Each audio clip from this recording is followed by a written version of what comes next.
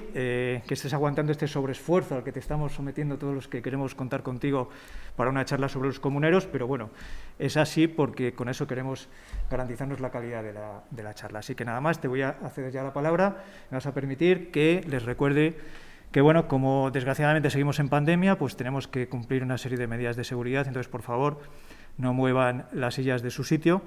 Y luego, al finalizar la charla, pues ya saben que tendremos que abandonar ordenadamente la sala, comenzando por las filas traseras. Nada más, muchísimas gracias y Serafín, cuando quieras. Muchas gracias. Javier se ha puesto aquí porque esto lo ha permitido que este micro que capta el sonido del streaming pues se pueda producir, ¿no? Lo puedan recibir quienes están en sus casas participando de esta actividad cultural. Muchas gracias por tu amable presentación. Somos amigos y, bueno, de todas las formas, no lo hago con un esfuerzo porque tengo la fortuna de trabajar en lo que me gusta y, por tanto, pues eso hace que no signifique un gran esfuerzo para mí el dar esta conferencia. Todo lo contrario, me produce una enorme satisfacción porque, además, este es un entorno en el que me encuentro muy a gusto. Efectivamente, llevo años trabajando, siendo miembro no demasiado activo de la Asociación de Amigos del Museo, pero si en otras partes hago cosas, pues aquí con más gusto. Bueno, vamos a ver si aprovechamos la tarde. Bueno, primero a la presentación. Yo creo que no sé si han llegado a ver que esta espada es una pieza que está aquí en el museo y es de esa misma época, porque no fue utilizada por alguno de los capitanes, de los 11 capitanes que Ávila envió a aquellas milicias. Antes de comenzar estrictamente la aplicación de la situación de Ávila, vamos a hacer una presentación general del movimiento a nivel del reino, porque si no, pues muchas cosas yo no las podré desarrollar. Entonces, los capítulos de esta presentación general son esos protagonistas, los hechos, reivindicaciones y consecuencias. Los protagonistas a nivel de toda la corona. Por parte de los comuneros, sociológicamente, fue la pequeña y la media nobleza urbana, no la alta nobleza, esa no participó. La burguesía, que es un concepto que hoy se entiende bien, en aquella época correspondería a los profesionales, médicos, juristas, comerciantes, dueños de talleres, en fin, algunos intelectuales casi siempre procedentes del mundo de la clerecía y de las universidades, en el caso aquí de Salamanca, menestrales, lo que hoy diríamos obreros, en fin, ese fue el grupo humano predominante. Y luego, a partir del otoño, también se incorporarán los campesinos, especialmente en la parte al norte del Duero, en Tierra de Campos y todas esas zonas en torno a Palencia, Burgos, Zamora. Cosa que en Ávila no va a ocurrir, pero bueno, a nivel del conjunto de la corona es fundamental esa participación del campesinado. Y desde el punto de vista espacial, los protagonistas fueron las ciudades de Castilla la Vieja. Tenemos un mapa donde se ve, aunque quizá no se ve demasiado bien, las ciudades que tienen un punto azul marino, pues León, Zamora, Toro, en fin, de esta zona, y luego las que eran imperiales, que tienen un punto verde, las andaluzas, y bien, y en el caso de Castilla la Vieja, Burgos. Burgos comenzó siendo comunera y se pasó al campo imperial a la mitad del territorio. También en este mismo ámbito hay que decir que Arévalo y Madrigal y Olmedo también estuvieron en el campo imperial por circunstancias particulares.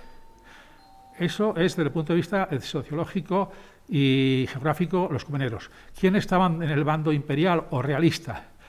La alta nobleza, en el conjunto del periodo, al principio no. Al principio se las tuvo que ver el rey y el virrey solos, y fue la época en la que creció más el movimiento. La alta nobleza se incorporaría a partir de septiembre. A partir de que los campesinos se incorporan, ven que el asunto puede ser un movimiento de carácter antiseñorial, y entonces ya sí que se en fin, ponen sus recursos, que eran básicamente las mesnadas feudales, los soldados profesionales que tenían todos los nobles. Cualquier noble de cierto nivel pues tenía sus 25 soldados, lanzas, 25 lanzas, 25, 30, 200 según. Eran soldados profesionales que se dedicaban a eso, muchísimo más eficaces militarmente hablando que las milicias comuneras, que era un sastre que deja en fin, la aguja y el hilo y le dan una lanza o le dan una espingarda y nada, claro, no tenía nada que hacer con estos soldados profesionales que eran también eran menores, pero muy eficaces. Y además de la alta nobleza, los altos cargos del Estado. Los virreyes, que hubo 3, bueno, empezó habiendo solo uno, que era el cardenal Adriano Utrecht, que era el preceptor que había tenido el rey Carlos desde que este tenía 6 años. Era un clérigo muy culto, profesor, universitario, terminará siendo papa, un hombre, buen hombre, también piadoso, que decir que no era como los papas que había en Roma en el Renacimiento. Este era un fraile comprensivo y que durante los primeros meses del movimiento fue el único, porque Carlos V no quería irse a Alemania y dejar aquí Castilla en manos de la alta nobleza, que además si ponía a un noble los demás se van a enfadar. Pero cuando en septiembre el asunto se puso tan feo, se dio cuenta que el cardenal Adriano era demasiado bueno y hubo que añadir otros 2 virreyes, de manera que el grueso del movimiento había 3 virreyes, un clérigo y el almirante de Castilla y el condestable de Castilla, que eran 2 grandes señores de Castilla la Vieja. Además de la alta nobleza, también eran parte de las fuerzas imperiales los altos cargos del Estado, fundamentalmente el Consejo Real, además de los virreyes, el Consejo Real equivaldría a lo que hoy es el Tribunal Supremo, que tenía su sede en Valladolid. Y finalmente, además de Arévalo, Madrigal y Olmedo, la ciudad de Burgos, como os dije antes. Bueno, este es un mapa conocido, hecho un poquito después, que refleja cuál era la parte de la península más activa por la densidad de la trama. Y ahí se puede ver que hay un espacio entre Burgos, Salamanca y Toledo, donde está la mayor parte de los caminos, porque también este mapa tiene la virtud de que es el primero en el que el grueso del trazo indica la densidad del tráfico. Bien, es para tener una idea de la actividad económica y esta de la densidad demográfica, que contrasta con la que había ahí. Las zonas más pobladas de la península en aquella época pues eran Castilla la Vieja y el norte de Castilla la Nueva, más Galicia y Valencia y Jaén. Y bueno, y luego pues otras que ya contrasta con la realidad actual. Veis cómo Cataluña pues no era precisamente de las zonas más pobladas. Si eran los protagonistas estos, los hechos.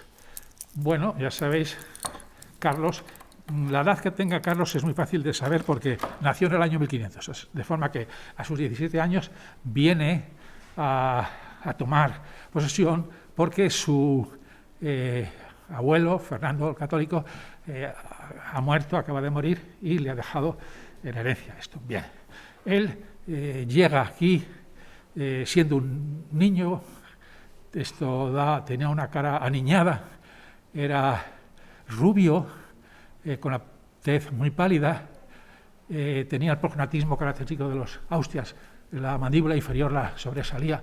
Por eso los Austrias siempre, Carlos y su hijo Felipe, se dejan barba para disimular ese aspecto tan desagradable. Y viene sin hablar castellano, nada.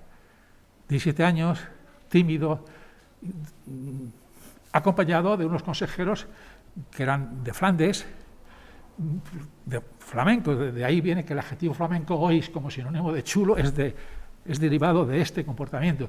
Estos no es que fueran chulos, es que fueron unos depredadores, todo lo que pillaban para ellos, para mí. Bueno, estos personajes que eran abundantes, numerosos, pues tuvieron una responsabilidad importante en el surgimiento de este fenómeno. Voy a dar 2 casos. Uno de ellos, el que está a la derecha, que es Chevreuse. Bueno, pues Monsieur Chevreuse,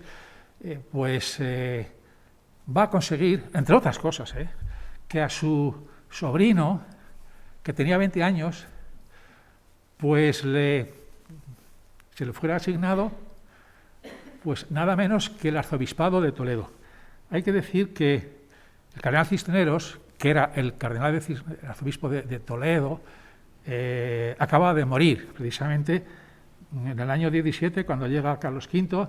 Unos meses antes muere Cisneros y nunca pudieron hablar. Entonces, ocupar esa diócesis, esa sede, voy a dar unos datos. Los obispados no se establecían con base al nivel de la renta que producían. No se establecían oficialmente, era un poco sería demasiado, en fin, vulgar, prosaico, pero en realidad sí que funcionaba así. La diócesis de Ávila producía unas rentas en torno a 8.000, 10.000 ducados al año. Comparación, sueldo base, un peón, 27 ducados al año, 27. Bueno, pues entonces tener 10.000 pues ya te ponía, bueno, un nivel altísimo.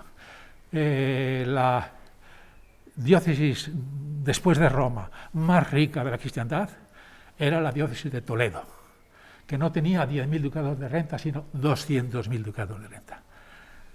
No hay que extrañarse, por tanto, de que el cardenal Cisneros fletara a su coste la flota que tomó Orán. Un ejército que tomó la ciudad de Orán en 1509, fue todo él levantado con cargo a los fondos de las rentas del arzobispado de Toledo. Bueno, pues al arzobispado se lo van a dar. Bueno, había una expectativa en el clero castellano, a ver quién suceda a Cisneros. El que tenía más puntos era Acuña, el obispo de Zamora, don Antonio Acuña, que pensaba que ya por escalafón le tocaba. Él tenía 66 años, ¿verdad? Pues se encuentra con que el nuevo arzobispo de Toledo va a ser un chiquillo, un sobrino de Chevreuse que tenía 20 años, que no era clérigo, pero ya era obispo, y que además dijo, bueno, yo soy arzobispo de Toledo. No era un chisgarabís, era un hombre un intelectual precoz. Se carteaba con Erasmo, con un humanista valenciano que estaba refugiado en Londres. Bien, y 20 años. Dijo, yo acepto el arzobispado, pero no pienso ir a Toledo. Me mandáis la renta para acá, que yo sí que daré. Por fortuna se murió enseguida, pero muy pronto. Pero para que veáis. Bueno, y ese es el gran súper consejero otro consejero, este es un poquito la anécdota. Una de las familias que le acompañó, que recibió el monopolio de los correos del reino. ¿Sabéis cómo se llamaba la familia? Taxis. Para que sepamos de dónde viene el nombre de taxis. Los taxis actuales son la familia flamenca que durante décadas monopolizó los correos de la corona. Entonces, tener el correo era un monopolio, no había servicio público. Bien, este hombre, Carlos, que tiene estos malos comienzos, pues tiene la fortuna de que a principios del año 19 su abuelo, el emperador Maximiliano, muere y por tanto él es uno de los candidatos a ocupar el cargo del imperio. Otro de los candidatos era el rey de Francia, Francisco I, y pues se produce el hecho de la votación entre los 7 magníficos electores del imperio que elegían al emperador. Lo de que elegían es un eufemismo. En realidad era una especie de subasta. Es decir, el que más les ofreciera, a ese votaban. Así de crudo fue la realidad. El rey de Francia logró unos 4.000, bueno, es igual, la cantidad no importa. La cantidad que acumuló Francisco I fue duplicada por Carlos V, concretamente fueron 2.100 kilos de oro fino, lo que repartió entre ellos, ¿no? Entre los 7 electores. En consecuencia, salió votado. Bueno, como el dinero no lo tenía, pues se lo adelantaron unos banqueros, y diciendo, bueno, como voy a ser rey de España, no habrá problema, porque en España hay todo el dinero que queráis, todo el dinero quiere decir oro y plata. Entonces el dinero era metálico, no había papel moneda, en consecuencia la riqueza monetaria estaba en Castilla, ¿no? vía Sevilla, ¿no? Entonces, bueno, pues este hombre es elegido emperador, pero esa elección no se ejecutaba si no era coronado emperador, y es necesario hacerlo en Aquisgrán, la ciudad de Carlomagno, en fin. Pero, claro, eso requería unos gastos, devolver parte del dinero adelantado por Fúcar, los Fugger, flamencos se castellanizarán más tarde con el nombre de Fúcar, los banqueros de Augsburgo, que se van a sentar en Almagro. Bien, pues hay que pagar a los que le han adelantado el dinero, y además hay que hacer una ceremonia allí costosa. Entonces dice, pues muy fácil, organizamos unas cortes en Castilla, y las cortes aprueban un servicio extraordinario, y además vamos a poner un impuesto especial al clero castellano, claro.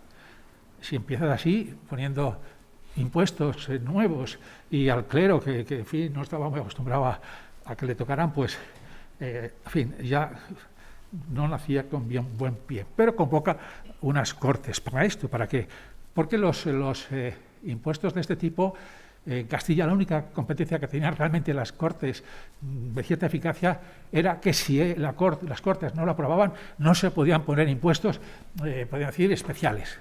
Los impuestos habituales, el IVA que decimos ahora, las alcabalas, eso no había que votarlas, era así, y los otros impuestos. Pero los servicios reales necesitaban la aprobación expresa de las Cortes. Se convocan unas Cortes para marzo en Santiago, y ya empieza el movimiento. Hay un movimiento para que el rey cumpla pues una costumbre tradicional que solía ser un formalismo, y es que antes de que los procuradores que cada ciudad mandaba a las Cortes votaran lo que el rey les había pedido, el servicio un montón de dinero, pues el rey tiene que jurar que va a cumplir en fin, las exigencias de las Cortes, de la ciudad, del pueblo, que decíamos ahora,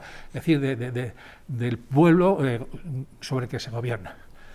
Y entonces, pues hay todo un movimiento. Hay que decir que en esto los frailes jugaron un papel. Aquí, concretamente en Ávila, pues les dijeron a los cortesanos, a los procuradores que iban a ir a las Cortes, no podéis votar en blanco, sino que el rey primero tiene que cumplir, y le daban un listado de exigencias, un memorial. Naturalmente, el joven rey con sus asesores, ¿qué es esto? ¿Para eso soy yo rey?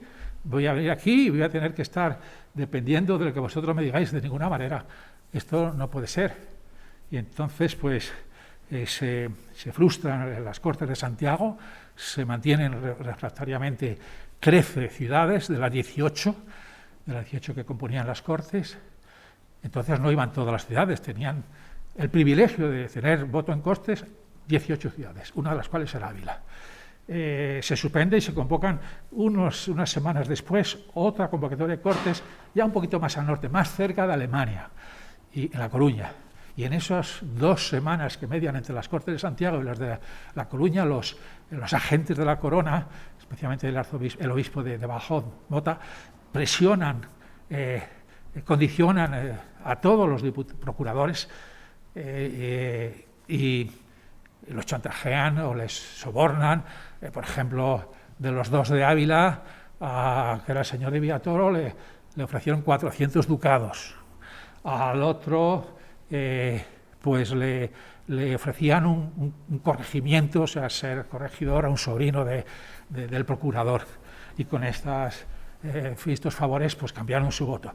Aún así, no todas las ciudades lo aceptaron. Incluso fueron expulsadas Salamanca y Toledo, porque habían mandado procuradores que habían elegido los vecinos de los barrios, porque esto tiene que ser los de siempre, los del concejo tradicional, esto no... Bueno, pero ellos iban más avanzados. Total, que finalmente consiguen tener suficientes votos en las Cortes de Santiago, de La Coruña, a pesar de que desde las ciudades, desde la mayoría, finalmente solo aguantaron 4, todas las otras, hasta 16, porque Salamanca y Toledo no fueron, la inmensa mayoría terminaron accediendo a las presiones y votaron a favor del servicio. Claro, cuando estos procuradores, esto se termina sabiendo en el reino, pues vuelven a sus lugares de origen, lo primero que ocurre fue lo de Segovia. El procurador de Segovia llega allí y le dicen, ¿pero cómo has hecho esto? Pues hombre, y mismo decir, porque yo soy soberano, puedo votar lo que quiera. ¿Tú puedes votar lo que quieras? Pues le persiguieron. Hay un verbo norteamericano que es cuando a unas personas se las matan. Le lincharon, le descuartizaron a un procurador y a 2 que le intentaron, fueron con él también. Es Segovia. En Segovia el otro procurador que había huyó.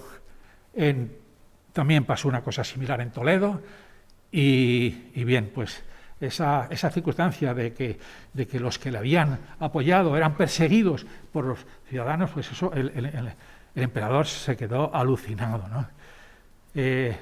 Bien, y se marcha a Alemania.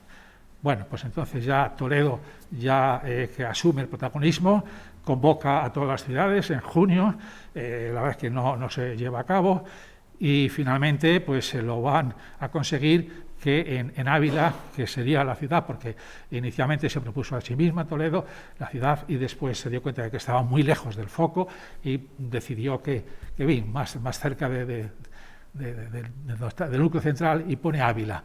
Y en Ávila se van a reunir la Santa Junta. Yo siempre pienso que, además de la cuestión geográfica de que Ávila estaba al sur de Castilla la Vieja y por tanto relativamente cerca de Toledo, también tuvo que ver el hecho de las murallas, que eran un lugar muy protegido y que ya entonces eran especialmente consideradas invulnerables, ¿no?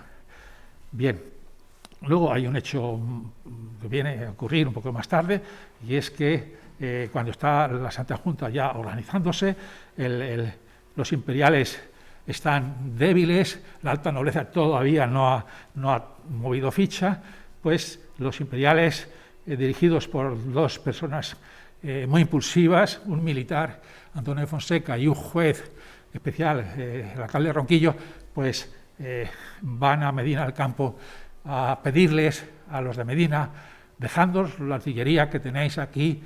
Bueno, en España la artillería en toda Europa era un arma relativamente reciente. O sea, términos así masivos, era reciente. Se había aplicado por primera vez en Europa en las guerras de Granada. Bien, entonces Castilla estaba dotada con 2 parques de artillería. Uno para defendernos del enemigo tradicional, que era Francia, y entonces estaba en Fuenterrabía, un parque de artillería. Y el otro en el corazón del reino, en Medina del Campo, Castilla, ¿no?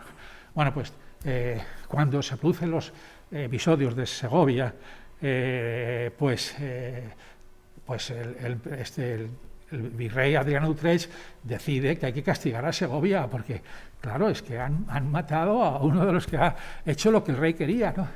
Y va Ronquillo, el alcalde que era de Arévalo, y bueno, los de Segovia se ríen de él. Segovia entonces era una ciudad fortificada, tenía sus murallas completas, no como ahora, y tuvo que escaparse con el ramo entre las piernas. El orgulloso Ronquillo eso nunca lo perdonó.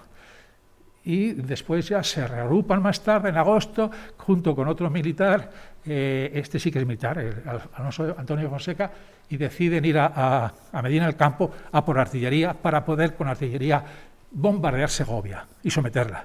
Y los de Medina se niegan a dejarle los cañones para que atacarse en una ciudad hermana. Y estando en esa situación, pues para, en fin, conseguir su objetivo, porque no lo lograban inicialmente, provocan un incendio que duró 3 días y que en aquella época un incendio en una ciudad de esas características pues fue terrible, casi todo era de madera, hubo muchos muertos, sobre todo personal, en fin, niños, ancianos, etc. Eso fue un escándalo a nivel de toda la corona que debilitó la posición del bando imperial y es un hito fundamental de este proceso. Después, ahí se produce el hundimiento de poder real en septiembre, finales de agosto, septiembre. Aquí, en la Santa Junta, que había estado hasta el principio de septiembre, el 13 decide irse a Tordesillas, porque allí es donde vivía la reina, la madre de Carlos, que estaba recluida porque, en fin, no tenía sus condiciones mentales adecuadas.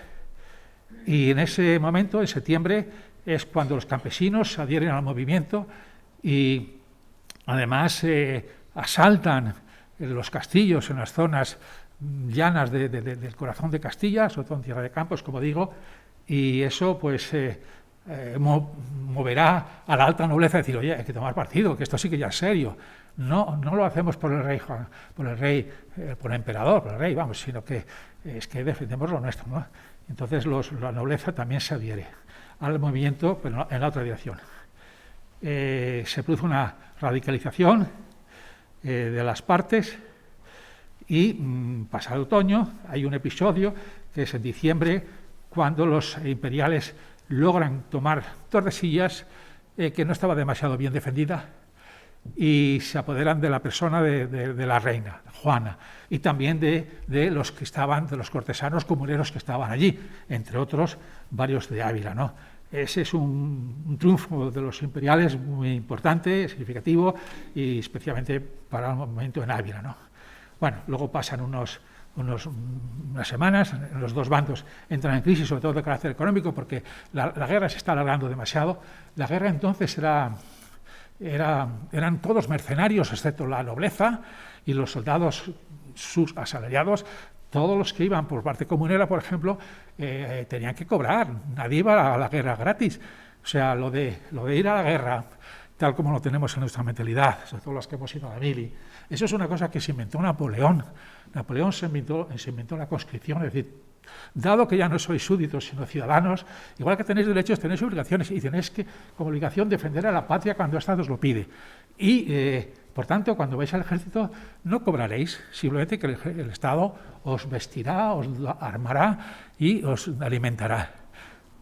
Y eso es por eso es por lo que Napoleón formaba ejército de 300.000 soldados. Jamás en la historia se habrá visto ejército tan... Bueno, la literatura histórica dice que si los persas tenían 100.000, nada, imposible. No podía una campaña larga con tantos miles de soldados. Aquí los soldados, los ejércitos, cuando más tenían, podían tener 8.000 por cada parte, en los momentos álgidos. 8.000 soldados, y que había que... Y entonces, claro, como los fondos escaseaban, por eso entran en una especie de crisis las dos partes allá por enero del 21, ¿no?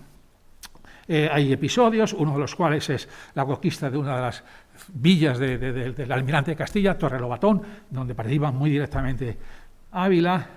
Hay algunas otras cosas, es decir, que no es solamente lo de Torrelobatón, lo que pasa que Torrelobatón, como nos va a afectar, pues lo he dicho. Y finalmente, la derrota de Villalar y la represión. Tordesillas, donde estaba la reina. También hablando de esos mitos que este tipo de episodios suelen generar, como esta mujer, Juana la Loca, vivió allí siempre y vivió, ni se sabe, casi tantos años como su hijo, hasta los años 50, estuvo en medio siglo XVI siendo añorada por unos y tal, y con una corte, bueno, donde el duque de Denia, que era el guardián y el carcelero también, de cierta manera, se dicen que ella se pasaba la vida aquí, esta es la ventana de la reina, según los de Tordesillas. Bueno, esta iglesia jamás a esta ventana jamás se asomó la reina, estaba en otro sitio que se ha destruido, pero bueno, de algo, en el turismo también estas cosas sirven, ¿no? Y no que se asomó por allí, pero es la ventana de la reina de Tordesillas, ¿no? reivindicaciones de carácter político, administrativo y económico. Que las Cortes puedan limitar el poder del rey, esto lo vamos a ver después, es una cuestión pues muy novedosa, aunque no era la primera vez que ocurría en la historia, pero en fin. También otra reivindicación era que la alta nobleza que no fuera tan ambiciosa y que los reyes no les dieran alas, que por ejemplo Isabel la Católica lo había hecho, con la alta nobleza de los suyos, de los contrarios no. Eso, claro, pues los comuneros, no estaban de acuerdo. Y también había la reivindicación característica urbana, y es que en los municipios y en las cortes pudieran tener un lugar y un papel importante, pues la burguesía. Eso de que los concejos solamente pudieran ser regidores los miembros de las familias más, de más abolengo de la ciudad, no solamente había que ser noble, sino de los nobles más exquisitos, y no daba ocasión a que hubiese regidores que fueran, curtidores o juristas, es decir, o médicos. Eso no existía, ¿no? Pues piden que también, carácter administrativo, que los cargos de la corona también, que solo sean para los castellanos, no para los extranjeros, que en los juicios las personas tuviesen ciertas garantías. De carácter económico había reivindicaciones, la más importante tenía que ver con la lana, que la lana que se producía en Castilla de muy buena calidad, de la oveja merina, que era muy demandada por la industria textil centroeuropea de Flandes, del norte de Francia y de Inglaterra, que esa lana se transformara aquí en Castilla, no que ocurriera lo que empezaron ya a hacer, y es que los flamencos, cuando llegaron aquí, organizaron grandes transportes de lana castellana para Flandes, y claro, pues los industriales que transformaban esa lana, los pañeros, los tejedores, pues al faltar la materia prima o escasear, pues sus productos eran más caros o apenas podían tener. Es decir, que la lana se quede aquí, que aquí se transforme, y así pues nuestra riqueza será mayor. Evidentemente, pues eso hará que las ciudades industriales por antonomasia, Segovia, Ávila también, Cuenca, eran ciudades comuneras. Y la ciudad que vivía de la exportación, como Burgos, que inició como comunera, cambió de bando a la mitad del episodio. Y finalmente la negativa a pagar tantos impuestos como pasa siempre, ¿no? Consecuencias de la revolución en Castilla, pues como los comuneros perdieron, pues las instituciones castellanas más características, las cortes y los municipios, pues perdieron capacidad autonómica, y la corona pues se reforzó en ellas, de manera que los corregidores, que eran el hombre del rey en las ciudades, pues eran unos señores absolutamente todopoderosos, ¿no? Los monarcas de la dinastía de los Habsburgo pues harán lo que quieran. Es la época de la monarquía absolutista. En cambio, pues también hay otro aspecto que es así, y es que los reyes, que aunque eran de Flandes en origen, se castellanizan. El mismo Carlos V, que pasó la mayor parte de su vida también fuera de España, porque claro, tenía que atender muchas necesidades imperiales, cuando en el momento de su muerte prefirió enterrarse, no solo en la muerte, sino en los últimos años de su vida, cuando se retiró, se retira a Yuste, como sabéis, a Castilla, ¿no? Los reyes se castellanizan. Otra consecuencia es que la alta nobleza refuerza su poder socioeconómico, no político, que en eso los reyes, los Habsburgos, los cargos más importantes los decidimos nosotros, no la jerarquía, el protocolo que rige el escalafón de la alta nobleza. A veces, y muchas veces, por desgracia, escogían a personas de la alta nobleza, pero otras veces escogían a los mejores cerebros de las universidades y postergando a los grandes herederos de las familias más importantes. Y finalmente, la última consecuencia es que la economía castellana no es que decayera, como a veces se dice, a partir de Vialar, no. Los mejores momentos en términos económicos de Castilla se van a producir después de Vialar. Es decir, todo siglo XVI, no todo, la mayor parte del siglo XVI hasta 1560-70, Castilla está pletórica en todas sus manifestaciones económicas. En los años 80 empieza una crisis, pero es un crecimiento sin duda, pero de alguna forma enmarcado en el pool del imperio y de alguna manera subordinada a los diseños generales del imperio, ¿no? Ya no es únicamente los intereses de Castilla los que se mueven. ¿Y qué pasaba en Ávila? Antes de que ocurriera todo esto, tendré que correr muchísimo más. A nivel local, casi todos los sectores, los elementos sociológicos que constituían el nervio de la ciudad estaban enfrentados. La alta nobleza, pues una guerra cruel entre las grandes familias, que había ocurrido desde 1507 hasta 1511. Después había un enfrentamiento que venía incluso desde antes entre los nobles que estaban en el concejo, es decir, los regidores, el grupo de los regidores y el pueblo, los pecheros. Los pecheros decían que en Ávila tiene que hacerse lo que en Segovia, y es que haya al menos un par de regidores, o sea, concejales, que sean del pueblo, que sean de los pecheros, que no sean nobles, un comerciante, un arquitecto, un alarife, que se decía entonces, pues se negaban. No, esto es una cosa nuestra, lo hemos heredado, de nuestros padres, y se negaban a que en el ayuntamiento hubiese miembros que no fueran aristocráticos. Eso es dura mucho tiempo ese enfrentamiento. El deán, que era el jefe de la iglesia, don Alonso de Pliego, es el que fundó el Hospital de Dios Padre, pues tenía un enfrentamiento casi personal con el corregidor, como vamos a ver después. O sea, iglesia y monarquía. Y luego, dentro del sector más bajo del estamento pechero, el común de la ciudad, o sea, los menestrales, estaba enfrentado con los campesinos, con la tierra. Bueno, porque ambos disputaban una serie de baldíos bueno, no lo puedo entretener. Total, que el grupo más bajo del sector popular, a su vez estaba dividido. Estaba la crisis de la industria textil-abulense, que no da tiempo, pero era una crisis estructural que venía de atrás. También una oposición a los encabezamientos, es decir, a actualizar el pago de impuestos. Se negaban, querían seguir pagando los impuestos del año 94.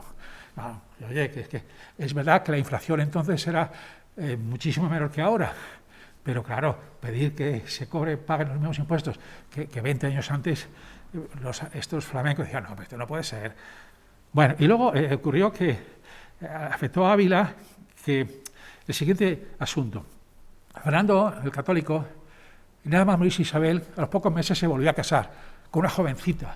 No es que tuviese obsesiones sexuales, que bueno, que las tenía porque los monarcas, pero es que necesitaba un heredero, porque resulta que se dio cuenta de que el marido de su hija, Felipe, el hermoso, Felipe I, pues era profrancés.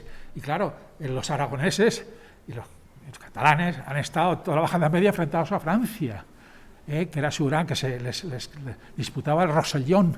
Y claro, Fernando el católico dice que ahora mi hija se va a casar con una persona que es filofrancesa, que se va a plegar a Francisco I. De ninguna manera tengo que tener un hijo, de manera que Castilla vaya por sus fueros y Aragón por los...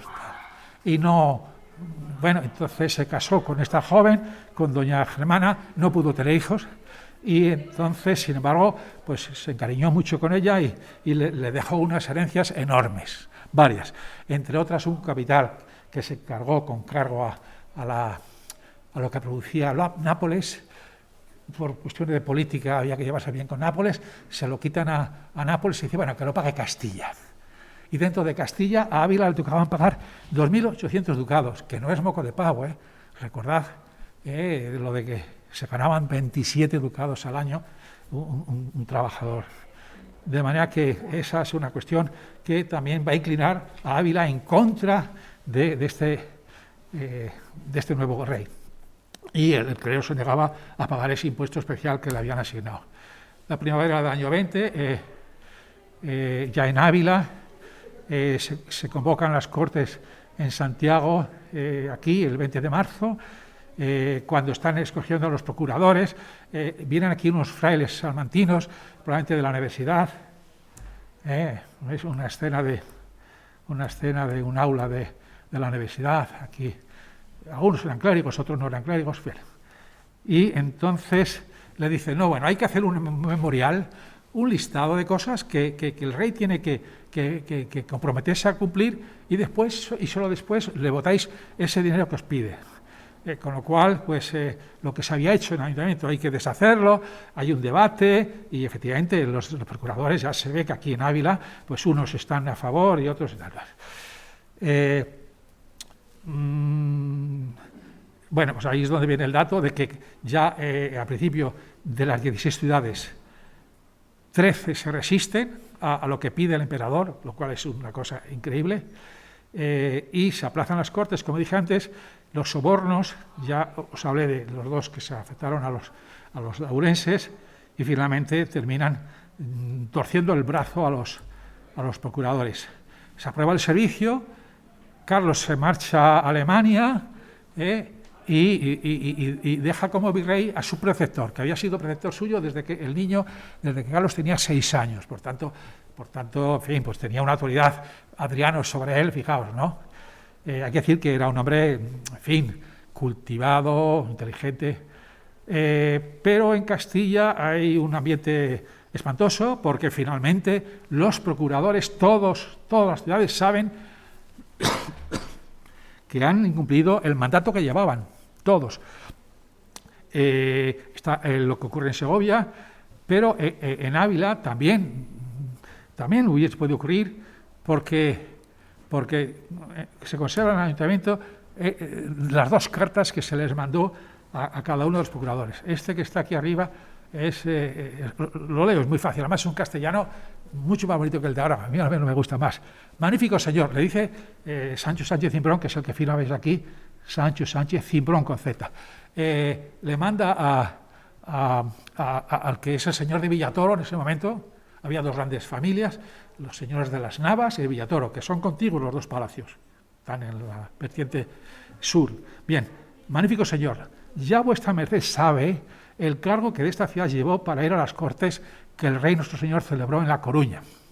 Y porque todos deseamos saber lo que en las dichas Cortes se hizo, claro, es que entonces no había móviles, no había, oye, lo hemos aprobado, no se sabía qué había pasado, no había correos ni periodistas, que venga aquí a decirnos y porque todos deseamos saber lo que en las dichas Cortes se hizo, pedimos a vuestra merced que, hallándose desocupado, venga a dar cuenta a esta ciudad para 15 días de este mes de julio. Ojo, porque si para aquel día porque para aquel día estaba mandado venir el licenciado Juan de Henao, que era el otro procurador. Había 2, uno el señor de Villatoro y otro Henao. Porque si para aquel día no viniese, si para que aquel día no viniese usted, vuestra merced, la ciudad fará lo que le pareciere mejor sobre la vida y estado de vuestra merced.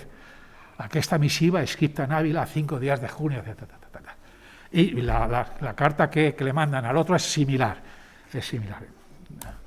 Bien, y hemos dicho lo que pasaba con... Hay que decir que estos 2 procuradores no solo no vinieron en este momento, ni en los siguientes, hasta el año 23, 2 años después de Villalán, o sea que no regresaron. Y lo primero que hicieron es que nos tenéis que pagar los sueldos de estos 2 años.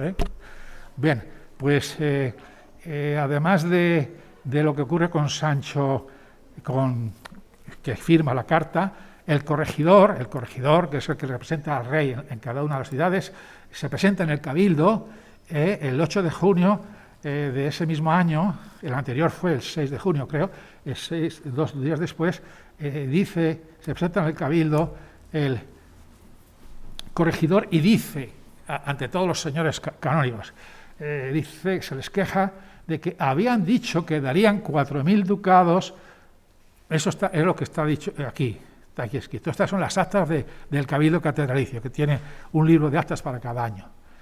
Bueno, pues entonces habían dicho que darían 4.000 ducados. Yo creo que esta cifra es muy exagerada. Dar 4.000 ducados. Bueno, darían 4.000 ducados porque le matasen a él. Que el señor Deán lo había dicho y publicado, que había prometido de dar a los dichos 4.000 ducados. Y luego el señor Deán dijo que lo recibía por injuria porque tal cosa no era verdad. Y luego interviene otro canónigo, dice que efectivamente que es mentira, no sé qué tal. Bueno, mentira. Bueno, yo creo que algo habría de verdad, pero esas cifras yo creo que no puede ser.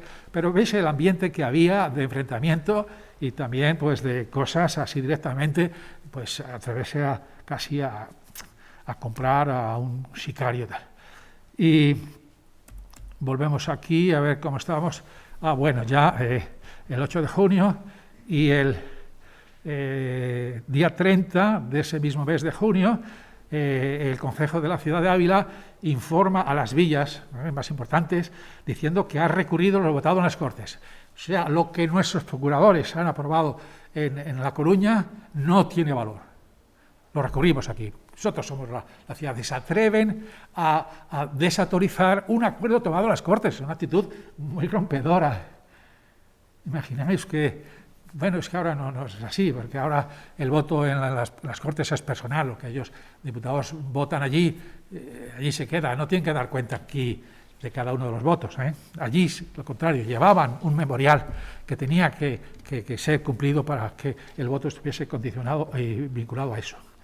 La cosa es que poco después, a principios de julio, se reúne una congregación, que es el nombre que tenía, como dijéramos asamblea, Congregación y Junta General de Ávila, acuerdan no pagar el situado de doña Germana. Esos 2.800 ducados de doña Germana, nada. Y tampoco los impuestos. Ojo, acuerdan no pagar impuestos. Imagináis que hoy una autoridad diga, señores, no hay que pagar IVA, todo eso del IVA, todo de momento nos lo quedamos. Bien, y se reúnen en esta primera reunión de principios de julio en la capilla de San Bernabé, que era esta. Esta es una capilla de siglo XIII, muy antigua, hermosísima, y que va a ser, después le van a añadir este retablo, los años 50, así, y que estaba al lado de una pieza de la catedral también hermosísima que acababa de ser inaugurada, que era la librería, lo que hoy es la nave fundamental del Museo de la Catedral. Se acababa de inaugurar, bueno, a final del 15, o sea, no, hacía 15 años. Pero esta capilla era muy antigua, luego la van a seguir enriqueciendo y aquí se reunían, era la sacristía y tal. Bien, en esta misma época, perdonadme que esté este texto tan espeso, pero es porque es el fragmento de un pleito que se va a producir meses después. Y es que uno de los, abogados contrarios a Francisco de Pajares dice lo siguiente. Bueno, primero, Francisco de Pajares era una institución, era el procurador general de la tierra. La tierra era, podemos decir, el alfoz, es decir, la provincia, solo que había la tierra de Ávila y la tierra de Arévalo. Por tanto, Arévalo tenía su propio alfoz. Pero era casi toda la provincia. Había que excluir las zonas de señorío del Valle del Tietar, de Barco, Piedrahíta, que pertenecía. Pero vamos, esto, por ejemplo, incluía desde Cebreros y del Tiemblo hasta Fontiveros, todo el Valladolid. Podemos decir que más de la mitad de la provincia. Y el procurador general era el que representaba a los agricultores propietarios, no los jornaleros, sino una especie de sindicato agrario, ¿no? Y dice este testigo en ese juicio, dice, el dicho Francisco de Pajares, bueno, hay que decir que en aquella época el 90 y tantos por ciento de la población de Ávila, de la provincia e incluso de toda Europa vivía en el campo. Las ciudades, vivía muy poca gente en las ciudades, muy poca gente, menos del 10%. Es verdad que ese 10% eran los que mandaban. Quiere decir que el fenómeno actual, que en las zonas rurales, la España vaciada, en el pueblo no vive casi nadie, entonces era todo lo contrario. Y el jefe de toda esa población, pues era Francisco de Pajares. En el mes de junio o julio, una noche a las 2, o sea, a las 2 de la mañana, o más temprano, estando la dicha ciudad segura de no hacer ninguna alteración, o sea, tranquila, dormidita, el dicho Francisco de Pajares, con los otros que le siguieron de su opinión, armados con atambores, por la noche con los tambores, en fin, anduvieron por las calles de la ciudad alterando a la gente. O sea, lo que dice la Ayuso de que Ávila es una ciudad tranquila, antes ha habido veces que no ha sido tranquila ni por la noche. Andaban los atambores por allí alterando la gente, llamándolos con palabras de grande alboroto, diciendo que se abastecía el nuestro Alcázar, que el Alcázar se está nutriendo de armamento. Tal.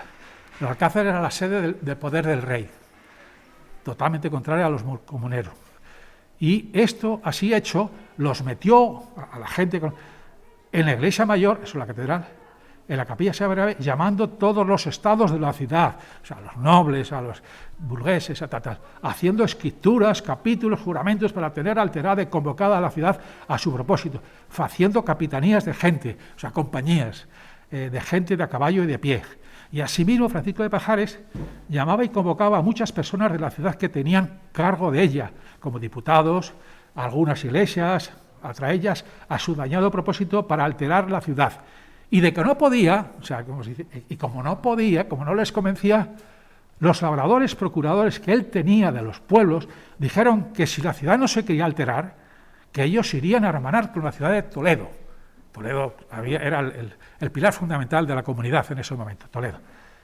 Y a seguir y dijo y publicó que si la ciudad no se quería levantar, su título de comunidad, o sea, que Pajares dijo que si la ciudad no se añadía, se acumulaba la comunidad, que él levantaría a los pueblos de la ciudad, que es y era procurador general de ellos, que eran más de 20.000 vasallos. 20.000 vasallos. Ávila tenía pues unas 1.800 familias, unas 6.000 habitantes. Aquí habla de familias, 20.000 vasallos, que multiplicado por 4, pues fijaos, ¿no? Y los levantaría y juntaría con los de la ciudad de Toledo y Segovia, que a la sazón estaban levantados su título de comunidad. O sea que este es un acontecimiento que indica cómo estaban las cosas, ¿no? Bueno, que he puesto esta cosa, pero creo que volvamos atrás. Bien. Este dibujito es una recreación que está en el tomo correspondiente de la historia de Ávila, lo hace Miguel Ángel Sobrino, y es el tundidor Pinillos, un personaje. Un tundidor es como uno del metal, un obrero del metal, un fresador, o un talocha de los de la construcción, o sea, un obrero de base. Según Sandoval era un clérigo totalmente partidario del emperador, especialista en ridiculizar a los comuneros, decir que eran... Entonces, yo creo que se lo inventa para precisamente caricaturizar. Y dice, esto es que van a arreglar el reino. ¿Pero cómo que van a arreglarlo? Fijaros lo que pasaba allí cuando se juntaron en Ávila. Dice que había bueno, lo tiene aquí. Estaba en medio de los procuradores de la Junta. Los procuradores de la Junta eran todos, en fin, Pedro Lasso de la Vega, en fin, grandes señores. Y había un banquito pequeñito en el cual se sentaba un tundidor llamado Pinillos, el cual tenía una vara en la mano y ningún caballero, ni procurador, ni eclesiástico osaba hablar allí palabras sin que primero el tundidor le señalase con la vara. De esta manera, los que presumían de remediar el reino eran mandados de un tundidor bajo. Tanta era la violencia y ciega pasión de la gente común. Bueno, pues esto es un texto que se usa, vamos, ha sido dado como cierto. Bueno, yo creo que es una caricatura, que no ocurrió. En todo caso, yo nunca he encontrado a un tundidor llamado Pinillos y he manejado la mutación que os podéis imaginar. Sí que he encontrado tundidores que eran líderes. Bueno, el proyecto político comunero.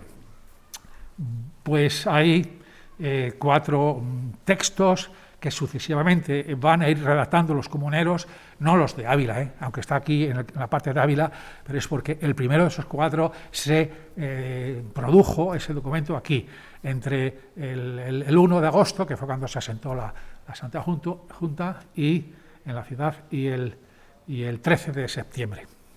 Este primer documento se suele llamar Capítulos del Reino, también Ley Perpetua o Constitución de Ávila. Lo de Constitución de Ávila se suele decir aquí, bueno, normalmente es Ley Perpetua y Capítulo del Reino. Después, este primer texto será sucedido de otro instrucciones dadas a las ciudades en el mes de octubre, un tercer documento, propuestas que llevaron al emperador en noviembre, y otro, los capítulos que hizo un procurador de León, Fray Francisco de los Ángeles. Estos 4 documentos que hablan de las pretensiones políticas del movimiento son sucesivamente más moderados. Todos ellos fueron, que los imperiales, el aparato imperial, no les hizo ni caso. No les hizo ni caso. Bien. Vamos a detenernos un poquito. Antes dijimos, y atrás, respecto a las reivindicaciones de carácter político, que las Cortes puedan limitar el poder del rey, dominar las ambiciones de la nobleza. Bien, pues veamos este documento de la Ley Perpetua. Es un documento muy breve, no se conserva el original, hay copias en la Biblioteca Nacional, y bueno, y tiene 25 capitulitos. He seleccionado los que sean 6 u 8, un poquito más representativo. Tienen un título que es lo que está en negritas, aunque luego lo que diga detrás, pues viene Consejo Real. Bueno, el Consejo Real era el Tribunal Supremo. Dice que el Poder Judicial actúa autónomamente respecto al rey. Es decir, todavía en la tradición la justicia se ejerce en nombre del jefe del Estado, pero hoy, vamos, estamos con el problema de los jueces que hay ahora. Quien tiene el problema es el gobierno, no el rey. Pero entonces no era así, era el rey el que presidía todos los juicios, o un delegado suyo, que era el regidor. Se decide que en adelante los jueces no tienen que no ser dependientes de los reyes. Decir, bueno, ahora tampoco lo son. Bueno, pero es que ahora estamos en un régimen democrático. Procuradores son los que llamamos diputados en las Cortes. Los procuradores no pueden ser solamente nobles, tiene que haber labradores y también burgueses. Una novedad absoluta. El tercer estado, que decían los franceses, esto hasta a finales del 18 no tendrá presencia en Francia, y aquí nada. Justicia. Los jueces serán elegidos por los hidalgos y labradores, o sea, los jueces elegidos, no nombrados por el Poder Ejecutivo. Un solo oficio, un solo cargo, no se puede tener más de un cargo. Entonces es que las personas influyentes podían tener 5 o 6 cargos, ser contador, que era como dijéramos responsable de la hacienda, y a la vez ser señor de tal ciudad. Bueno, cuanto más cercano estabas al poder, más cargos tenías, más oficios. Bueno, pues esto no, solamente uno. Saca de pan y de carne, o sea, el tema del abastecimiento era fundamental. Tenía que estar regulado por las Cortes, no por los reyes, ni por los corregidores. El gasto de la Casa Real, pues solo el 25% de los que se recaudaba se destinaría a la Casa Real. Hoy nos parece que es una barbaridad, pero entonces es que se dedicaba muchísimo más. Cuando decimos de Casa Real no era solamente el palacio, sino todo el conjunto de servidores que tenían. Bueno, pues el gran asunto estaba en que en las Cortes controlaban los recursos del rey. Y eso, claro, los monarcas absolutos no lo pueden permitir. Bueno, pues eso se propuso ya aquí, ¿no? Las guerras no la deciden los reyes, la deciden las Cortes. Y el Consejo Real también, o sea, el Tribunal Supremo. Enajenación, se eliminaba la posibilidad de regalar territorios a la alta nobleza. Los reyes no podían regalar Arévalo a doña Germana de Foix, que fue lo que hicieron, por ejemplo. O Piedrahíta para el duque de Alba, no sé. El juramento, antes de ser rey tiene que jurar para cumplir los capítulos, o sea, que el rey estaba obligado a jurar. Con contexto histórico de la Constitución de Ávila, este documento que acabamos de decir, que ha sido considerado con la atribución de una preconstitución, pues sí, ya había habido en la historia y en el pasado intentos de limitar el poder de los reyes, sí. Por ejemplo, en la Carta Magna inglesa, también una en Hungría, etcétera, pero no se decía nada en esos textos de la organización del Estado, ni de cómo los gobernados tenían derechos, de eso no se decía nada. Aquí sí, aquí se dice, sí, la limitación del poder, del ejercicio del poder, pero también cómo tenía que organizarse los tribunales y el abastecimiento, y etcétera, etcétera. Es decir, es una auténtica preconstitución. Repito que la palabra constitución ni siquiera existía, por tanto, pues no se puede decir que fuera una constitución. Y hay que decir, como dato anecdótico, que cuando los norteamericanos están diseñando su constitución, que fue un poquito antes que de la francesa, se aludió a la Constitución de Ávila, para reforzar sus posiciones, ¿no?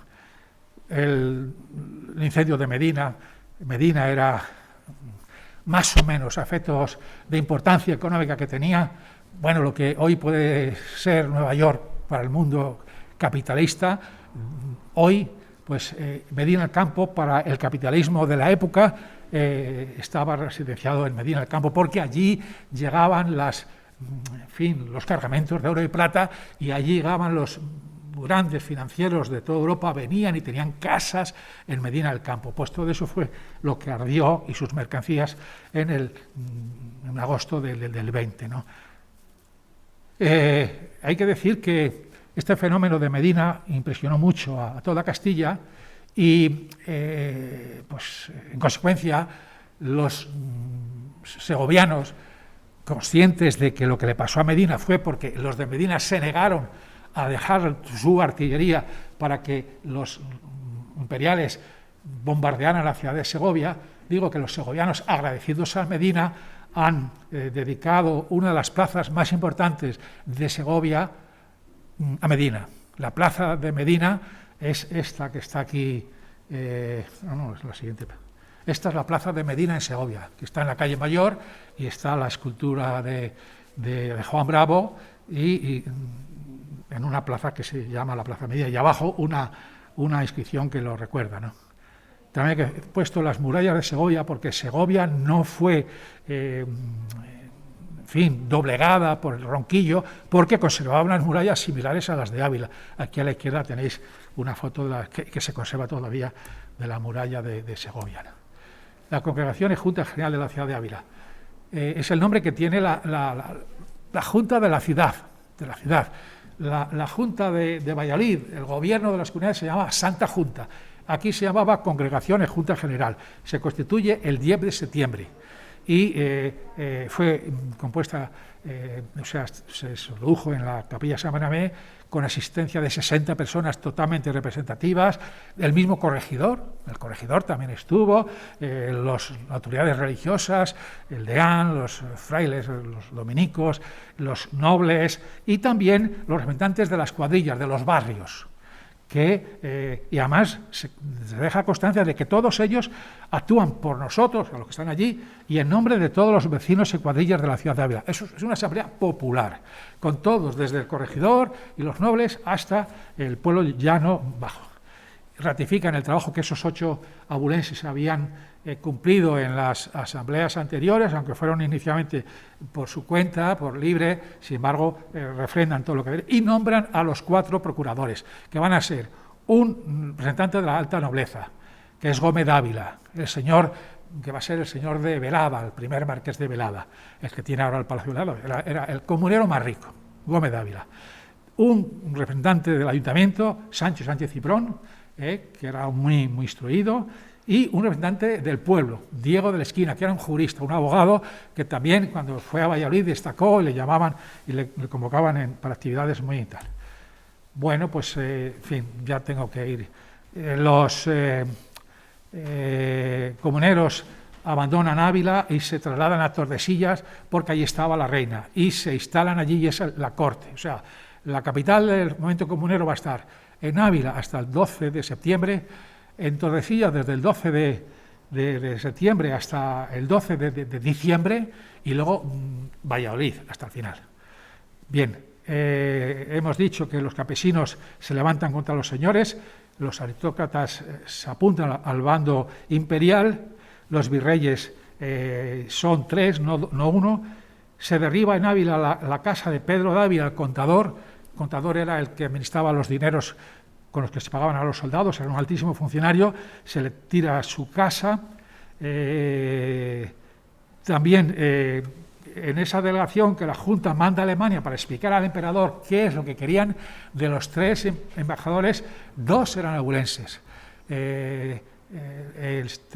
Sancho Sánchez Cimbrón, un juez que había aquí, que era Antón Vázquez Dávila, que será el padre de Sancho Dávila, el Rayo de la Guerra, un militar muy importante al servicio del duque de Alba. Bueno, pues el padre de este militar fue este juez, Antón Vázquez Dávila, que fue uno de los embajadores ante el emperador, y también el tercero era un clérigo de León, de la ciudad de León. Bueno, pues en ese otoño hay episodios de violencia, como que un curtidor le quita la vara de la justicia al corregidor, y bueno, pues eso indica, pues, en fin, el atrevimiento. Estamos hablando de finales de octubre, ¿no? Después también tiene lugar el asalto a la fortaleza de Alaejos. Alaejos es una villa de Valladolid que pertenecía a Antonio Fonseca, el militar que había dirigido el incendio de Medina. Y a ese cerco participan muchos abulenses. Eran las fuerzas de Valladolid y de Ávila las que asaltan a Alaejos. En el asalto a Alaejos morirá Hernán Mejía, que era un cuñado de Alonso Sánchez de Pera, el padre de Santa Teresa, casado con una hermana del padre de la Santa, ¿no? Y finalmente Tordesillas cae en manos de los emperadores, de los imperiales. Hay que decir que desde Alaejos, para apoyar a los suyos, a los comuneros, desde Alaejos fue Suero del Águila con 100 lanceros. Cayó en la trampa porque le detuvieron y, en fin, ya desde ese momento. Por entonces el deán, don Alonso de Pliego, había gastado un montón de dinero en comprar coseletes, que es la parte superior de la armadura de los soldados, que encargó a un armero de Eibar, y después a precio de coste se lo distribuyó en otros 180 y tanto soldados que pagaron y tal. Y además de los coseletes, la ciudad aportó 80 y no sé cuántos, o 90 espingardas, que eran esos fusiles alargados que son el precedente de los fusiles actuales. La aristocracia ya más o menos hemos visto cómo va comenzando y después se van retirando, y la burguesía pues son los que mantienen a lo largo del... Episodios de violencia en Ávila no hubo tantos como en otras partes, y en todo caso nunca fueron sangrientos hacia las personas, sino fue destrucción material. Hubo 5 casas que fueron derrocadas. El derribar una casa era una práctica medieval, que era una especie de un símbolo de decir que a quien se le hacía eso es que no merecía ser ciudadano aquí, eres un apestado, te derribamos la casa. Era un castigo muy, muy simbólico, ¿no? Y fueron el comendador Antonio Ponce, regidor muy vinculado a la Casa Real, que se negó a jurar fidelidad a la comunidad. También le derrocaron la casa a Pedro Dávila, el contador que he dicho antes, porque mandó cartas a los capitanes que estaban con los comuneros diciéndoles que cambiaran de bando. Francisco de Pajares, que alentó a las masas rurales a que se levantaran en junio, julio, pues en febrero, cuando veía que las cosas estaban torciéndose, cambió de bando. Eso, claro, le dije, oye, eres tú el que nos ha metido y ahora nos dejas tirados. Y entonces le derriban la casa. Fueron 50 y tantos comuneros a participar en el derribo de la casa de Pajares. Fue una cosa, en fin. Y el capitán Diego de Vera, que era un capitán muy prestigioso que estaba en el norte de África, cambió de bando y finalmente un dibujo de la casa de Pajares derribada. Avanzan los tiempos y en febrero está el asalto a Torrelobatón. Torrelobatón es una aldea que tenía un castillo y pertenecía al almirante de Castilla, almirante, un Enríquez, y entonces Ávila participó muy activamente. Ahí este dibujo muy bonito, pero tiene un anacronismo, tiene aquí unos bolaños, estas bolas, que son los proyectiles de piedra. Aquí ya en esta época los cañones tiraban proyectiles de hierro, no de piedra, y mucho más pequeños. Pero Sobrino, que es el dibujante, pues le ha parecido. Bueno, el cuadro de Gisbert, que tenemos una copia aquí. Y finalmente, hablando de de los represaliados, de los participantes. Es decir, aquí están los tres, lo de cabecillas, no sé si es por las cabecillas que andan por allí rodando, la cosa es que los tres cabecillas están aquí. ¿Y qué pasaba con Ávila? Que era la que más militares aportaba al movimiento cuando los militares fueron especialmente perseguidos. El jefe de los militares abulenses era Pedro de Barrientos. Pedro de Barrientos le hemos encontrado en la lista de los exceptuados del perdón, de los detenidos, en mayo del 21. Y de pronto desaparece. Ya no más ni aparece entre los que se les concede el perdón y de los que siguen. ¿Qué pasó con él? Intentó escaparse, lo logró, murió en la prisión. Bien, pues Pedro de Barrientos tiene como peculiaridad que es hijo de este señor cuyo sepulcro está ahí en el museo que tenemos aquí, este sepulcro del Abastro, de Vasco de la Zarza, que está en el almacén visitable, que otro día podéis verlo, pues era hijo de don Bernardino Pedro de Barrientos. Ávila después de Villalar, bueno, los más implicados, nada más acabar la derrota, la guerra, los más implicados dijeron, mira, la mejor forma es para lavar la imagen, vamos y nos presentamos voluntarios a la guerra contra el francés. Los franceses aprovecharon la debilidad y la guerra civil para asaltar, para invadir la península y entraron por el País Vasco y también, naturalmente, toman Pamplona. Y aquí, pues, los grandes militares, Gómez Dávila, Suero del Águila y Sancho Estancia Cimbrón, van y encabezan las 250 lanzas que manda Ávila. También hay que decir que a Francisco de Pajares, si la ciudad había mandado 250 lanzas, hombres, la tierra mandó el doble, 500. A ver, o sea, una competencia, a ver quién es más fiel al rey para...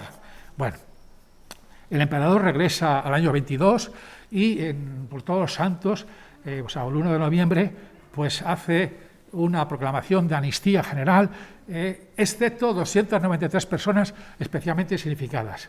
Bueno, de esas 293, 22 son abulenses. Fijaos, los que aporta a la ciudad, donde más excluidos, exceptuados, fue Palencia, porque ahí fue donde estuvo el movimiento antiseñorial, muchos campesinos y tal.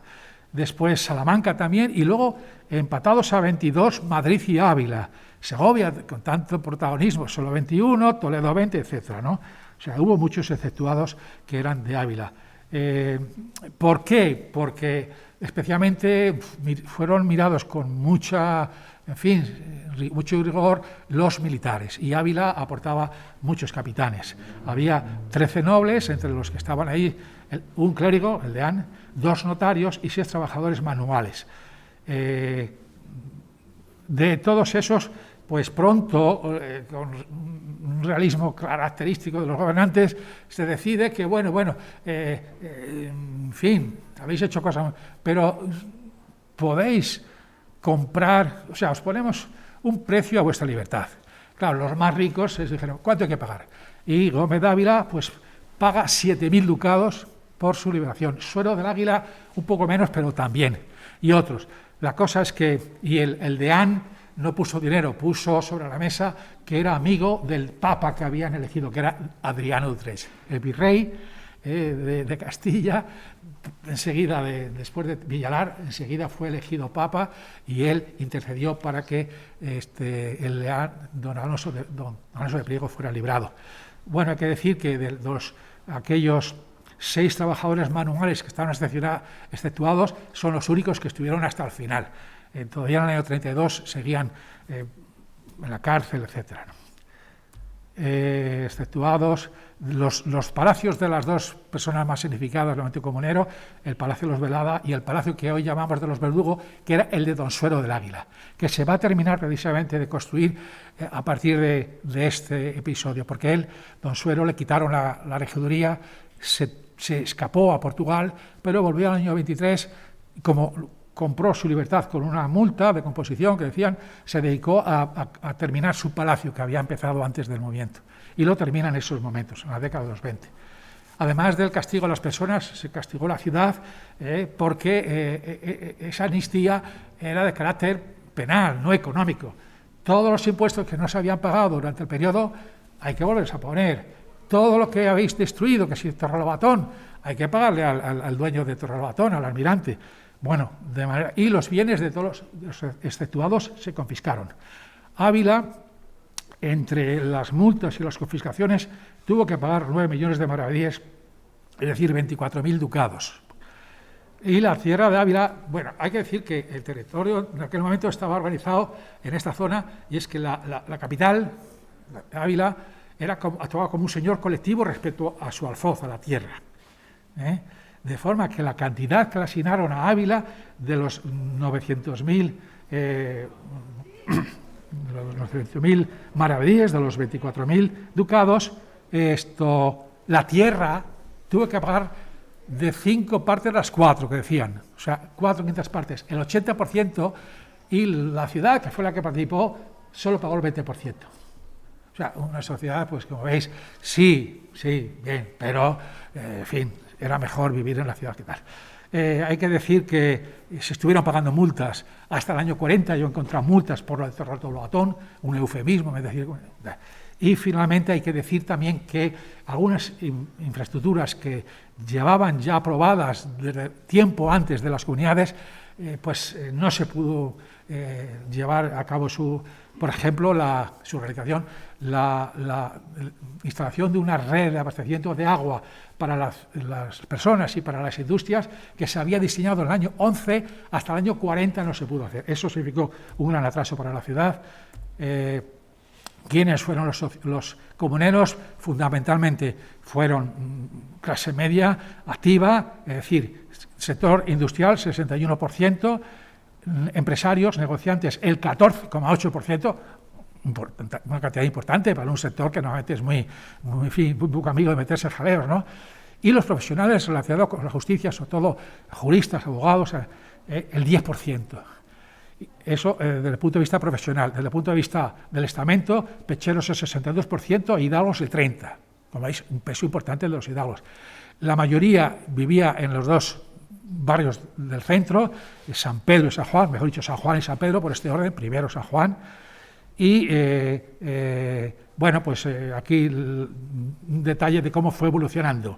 En octubre, cuando se derriba la casa de uno de los imperiales, asistieron al derribo 8 hidalgos y 22 pecheros. Y ya al final del movimiento, que se derriba otra casa, esos 8 hidalgos y 22 pecheros se transformaron en 3 hidalgos, que poquitos quedaban ya, y 48 pecheros. Los 22 pasaron a 48. Y luego también he averiguado el nivel de alfabetización de los dirigentes de la Junta de Congregación, no de la masa de las milicias. Simplemente los que decían estaban alfabetizados el 82%. En la media de la ciudad, la alfabetización de los varones era el 49%. De manera que esta gente era especialmente estaba alfabetizada. Lo he visto en las firmas, oficios más frecuentes, manufactura textil, PRL, tundidores, tejedores, confección, trabajos más blanditos, sastres, la mayoría, metal, herrador, carpinteros 10, cuero calzado, zapateros 10, curtidor, platero 4, pintores 2, 5 abogados, 2 jueces, 2 notarios, unos iban, 2 notarios, este es un notario, notarios apostólicos 2, 14 negociantes, o sea, empresarios, mercaderes y rentistas, o sea, los nobles 31, de todo ello de 186 comuneros de los que conocemos el oficio. Consecuencias para Ávila: el patriciado urbano renunció a sus pretensiones y le garantizaron su privilegio de toda la vida. La burguesía renunció a su aspiración de tener responsabilidades políticas, poder político, y lo que hicieron fue que cada uno se buscó la vida y como clase social pues va a retrasar su aparición hasta el siglo XIX. Y finalmente el pueblo llano, pues nada, siguió como siempre obsesionado por dar de comer a sus hijos, cosa que no era nada fácil. Y con esto pues doy por terminada esta charla.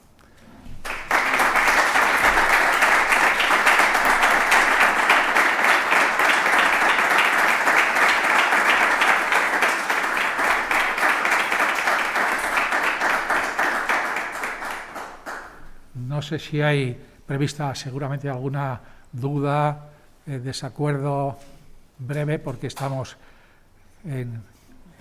online.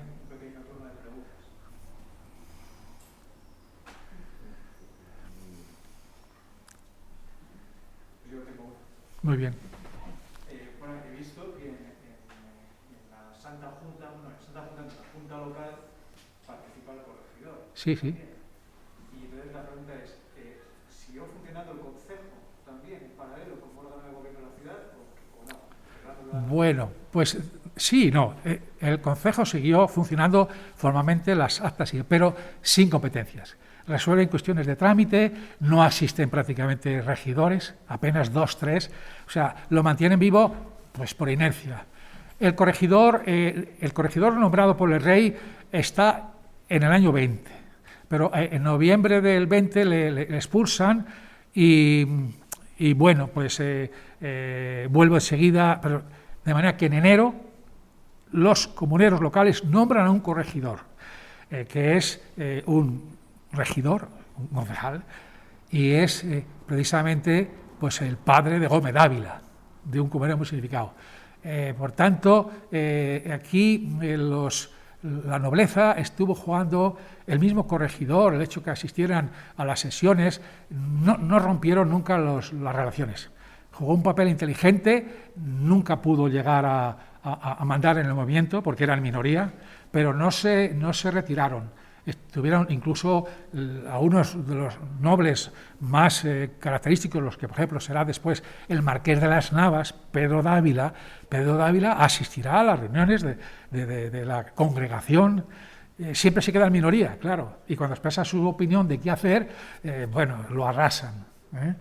Pero esa actitud inteligente de no dejarlo en manos de los más, podemos decir, extremistas, pues pudo estar en la base de porque aquí apenas hubo violencia, ¿no? Y podemos, por tanto, decir que sí, que no te extrañe que está el corregidor, en otras partes salió corriendo, el primero que escapó. Y en ese sentido, pues es una situación peculiar la que ocurrió en Ávila. También hay que decir que el Alcázar era, como dijéramos, el punto fuerte del emperador aquí. El Alcázar, normalmente, los comuneros en otras partes lo arrasaron, lo asaltaron y se hicieron cargo de aquí. Aquí no. Pues también se sabía que estuvo muy bien abastecido desde el principio. Tenía armas, tenía municiones, tenía gente, y entonces no era fácil. Bueno, ahora se acaban de descubrir en unas excavaciones unas estructuras defensivas del Alcázar especialmente fuertes, ¿no? De manera que eso también contribuyó al equilibrio, porque el Alcázar en cualquier momento podría hacer salir sus soldados a atacar a la ciudad en algún punto, en alguna asamblea. No hizo nada, ni tampoco fue atacado. Es una peculiaridad abulense.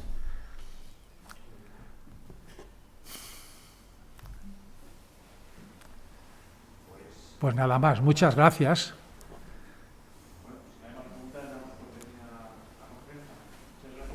Muchas gracias.